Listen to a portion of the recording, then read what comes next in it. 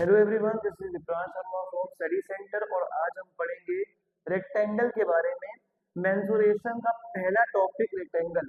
Rectangle, ये देखिए आप इस तरीके से शेप बना हुआ है ए बी सी डी। एक रेक्टेंगल है जिसमें ये जो ए बी है ये लेंथ है, ठीक। ये जो ए बी है ये लेंथ है और ये जो ए डी है ये इसकी ब्रेथ है या विड्थ है।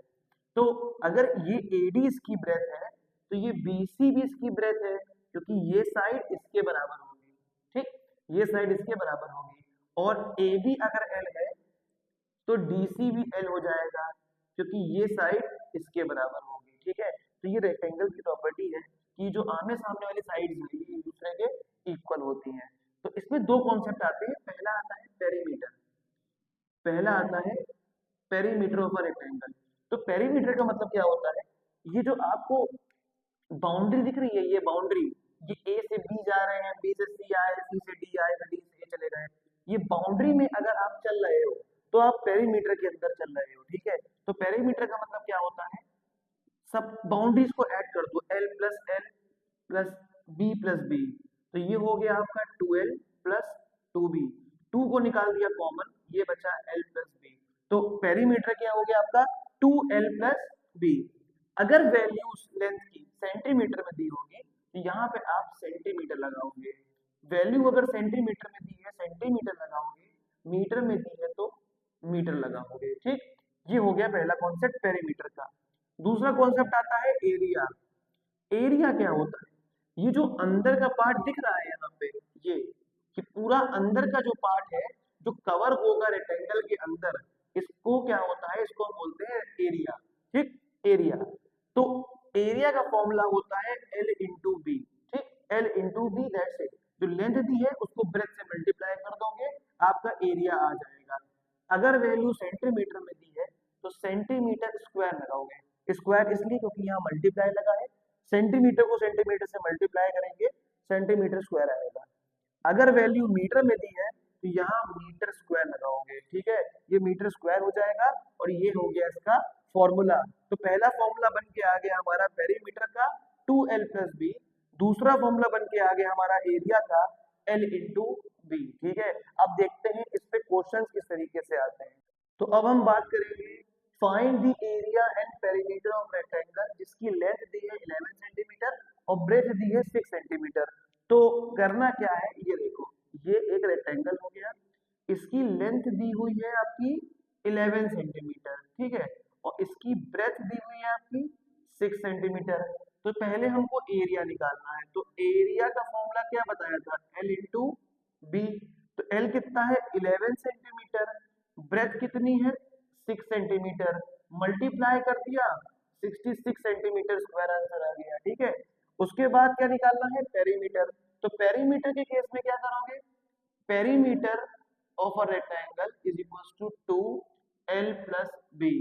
तो ये हो गया 2, लेंथ आपकी दी है 11 सेंटीमीटर प्लस ब्रेथ आपकी दी है 6 सेंटीमीटर। 2, ये आपका 17 सेंटीमीटर हो गया। इन दोनों को आपस में मल्टीप्लाई कर दो, ये आपका 34 सेंटीमीटर हो गया। याद रखना, जो यूनिट दी गई होगी एरिया के केस में उसमें स्क्वायर लगाओगे, सेंटीमीटर स्क्वायर, और पेरीमीटर के केस में सिर्फ सेंटीमीटर लिखोगे, ठीक है। दूसरा देख लो, दूसरे में क्या दिया गया है? सेम। अब की बार लेंथ दी है 6 सेंटीमीटर। ये देखो, ये एक रेक्टेंगल है, यहाँ पे 6 सेंटीमीटर उसकी लेंथ दी हुई है और ब्रेथ दी हुई है उसकी 5 सेंटीमीटर। जब हम एरिया की बात करेंगे तो एरिया होता है L इंटू बी। लेंथ कितनी दी है? 6 सेंटीमीटर इंटू ब्रेथ दी है आपकी 5 सेंटीमीटर। दोनों को आपस में मल्टीप्लाई कर दो, 30 सेंटीमीटर स्क्वायर का आंसर आ गया। वापस से जब हम पेरीमीटर की बात करते हैं, perimeter is equal to 2l plus B. 2l का मतलब कितना हो गया यहाँ पे? 6 सेंटीमीटर। b का मतलब हो गया 5 सेंटीमीटर। 2, 6 प्लस 5 होता है आपका 11 और ये आपका आंसर आ गया 22 सेंटीमीटर, ठीक है। तो इसको इसी तरीके से करना, सबसे ज्यादा ये एग्जाम में पूछा जाएगा क्वेश्चन आपका।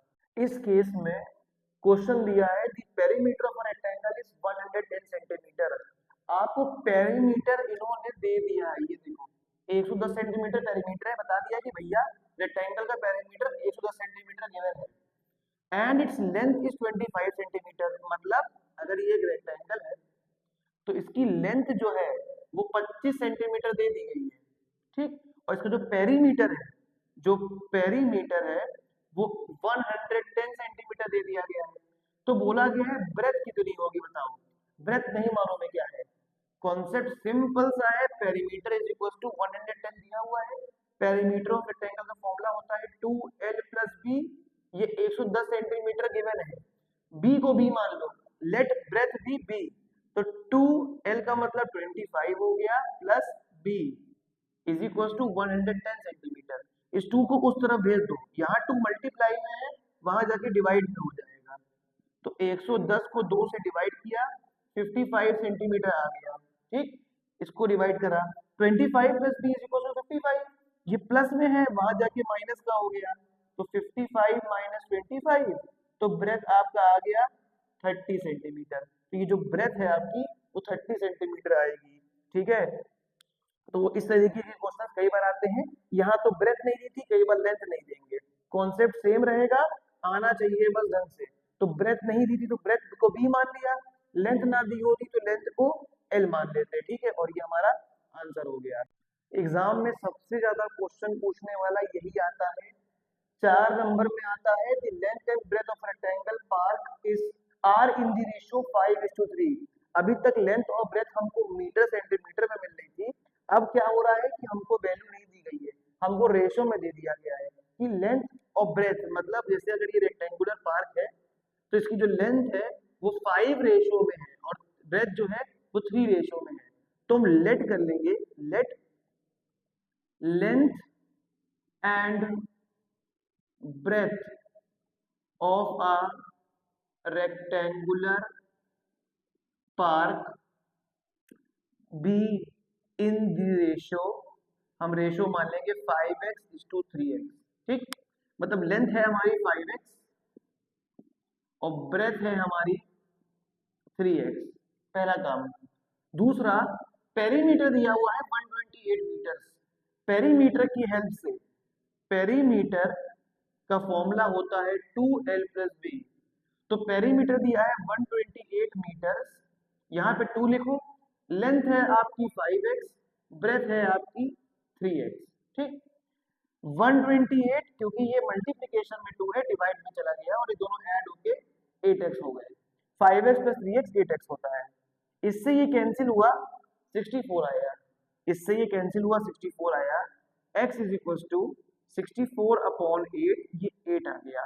तो 8 आपका लेंथ ब्रेथ नहीं आई है, 8 तो आपका रेशो का आया है, जो x की वैल्यू दी हुई है वो आया है।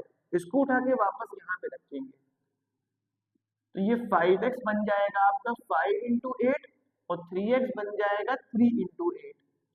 तो ये हो गया आपका 40 और ये हो गया आपका 24, ठीक। ये हो गया आपका 40, ये हो गया 24। क्योंकि पेरीमीटर मीटर में दिया है तो ये दोनों नंबर्स भी मीटर में आ जाएंगे, ठीक है। इसके बाद हमें निकालना क्या है, हमें निकालना है area. We have to find the area of rectangle. तो एरिया का फॉर्मूला आपको मालूम है L × B होता है, ठीक। एरिया का फॉर्मूला L × B होता है। तो इसके लिए लेंथ है आपकी 40 मीटर और ब्रेथ है आपकी 24 मीटर।